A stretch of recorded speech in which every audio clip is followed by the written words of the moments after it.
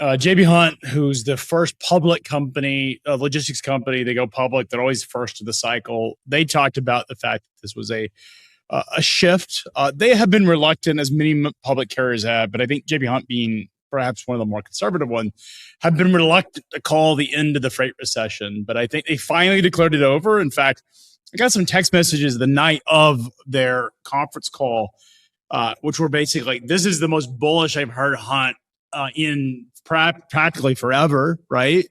To people that have listened to every single one of Hunt's calls. And I think what they're seeing, if you go back to January, they were early on in January, this being April.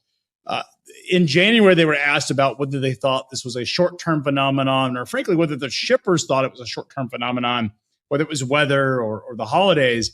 And I think they were somewhat inconclusive. At least that was the impression that a lot of investors, in fact, I know this, whether they intended to be inconclusive or cautious, or whether that was perceived that way. I have a bunch of folks that follow me on X, and I was talking about how bullish I was.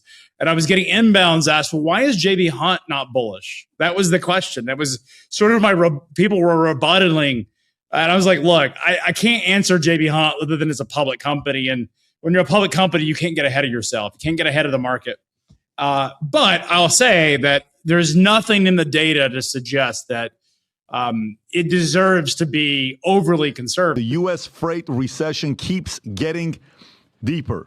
What? JP Hunt, a leading freight company, experiences a significant decline in stock value following disappointing first quarter earnings, with profits plummeting by $70.3 million compared to the previous year, and revenue falling short of forecast by 9%, dropping by $2.94 billion. Weak trucking volume and sluggish demands contribute to JP Hunt's struggle, reflecting broader challenges in the freight market, and which has been grappling with a prolonged slowdown since the pandemic. Bank of America senior transportation analyst Ken Hoexter noted demand remains weak. Pricing is remaining at really historic low levels. Tom, we are heading into a freight recession. Multiple drivers, UPS, FedEx, not so much Amazon yet. But not only the drivers that deliver to the door, but the drivers with the big rigs that deliver to the warehouses, they're not getting loads. UPS drivers and FedEx drivers are posting that by 1:30, 2 o'clock, they're completely done. There's no more packages on the truck.